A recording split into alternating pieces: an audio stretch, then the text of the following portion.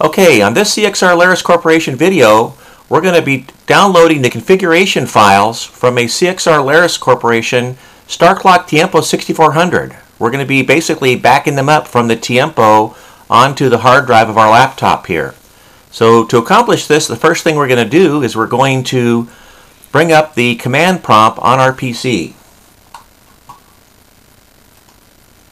Okay, our command prompt is up. The first thing you'll see is I've created a subdirectory here on the root directory of the PC called TiemPo config files. That's where we're going to be storing the files.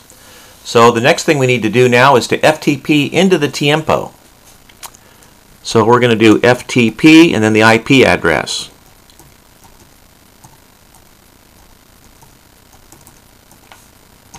Okay, we're in the TiemPo now. It's asked for the user. We're just going to hit return.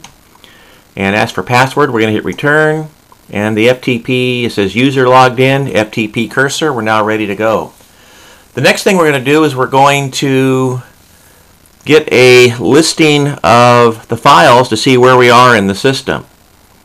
And we see we were in the tiempo.bin and tiempo.save. So where we are is the C image file. We need to get into the root directory. So we're going to go cd space ... Remember the space in there, otherwise it's not going to work. And you can see now we've changed to the C root directory. What we're going to do now is we're going to do an ls and get a listing of the files. And you can see here that there's a subdirectory here called image, config, log, web, and another file. We're going to get into this config subdirectory. So we're going to do cd config. Okay, we're now in the subdirectory in the TiemPo called config, and let's do another ls command. Okay, we've got files here, root.dat, license.id, sysconfig.bin, working our way down to topsys.dat. There's about 33 files here that we're going to be downloading. But first thing we have to do is the way we download them is with a get command. Now we can do a get command for every one of these and bring them into the system.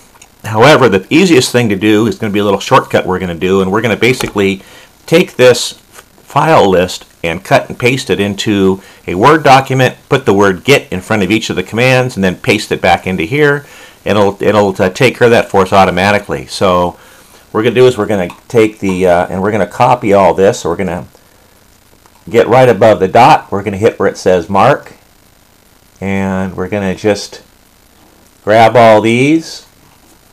And we're going to hit the enter key, and they're all now saved in memory. So we're going to minimize this screen. We're going to bring up our Microsoft Word file, and we're just going to paste this data onto here. And you can see there it's now entered. What we're going to do is we're going to just basically go through each one of these and put the word get. Now notice that it made it a capital G. You made to make that a small g, and then do that for every one of these. You can cut and paste as you feel. Makes it a lot easier. What we're going to do is we're going to minimize this screen and bring up one that I've already done this to, which is right here. And you can see I have the word get in front of all these. Get root.dat, get license.id, get config.sys.bin, etc. for all 33 files. So we're going to now just grab all these with our cursor. And we're going to right click and do a copy, and we're going to minimize. We're going to bring back our screen here at the very bottom. It says it's got the little FTP cursor ready to go. We're just going to do right click and paste, and you can see now that the system is busy downloading all these files, these various files, into our PC. So we'll let this continue to hum along here.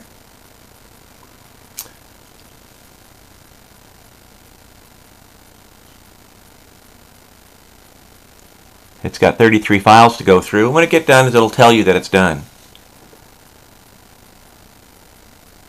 Okay, it says 69 bytes received in 0 seconds. So we're now back to the FTP cursor. So we're essentially done here. We've downloaded all the files. Just to verify that they're there, we're going to minimize this. We're going to bring up Windows Explorer.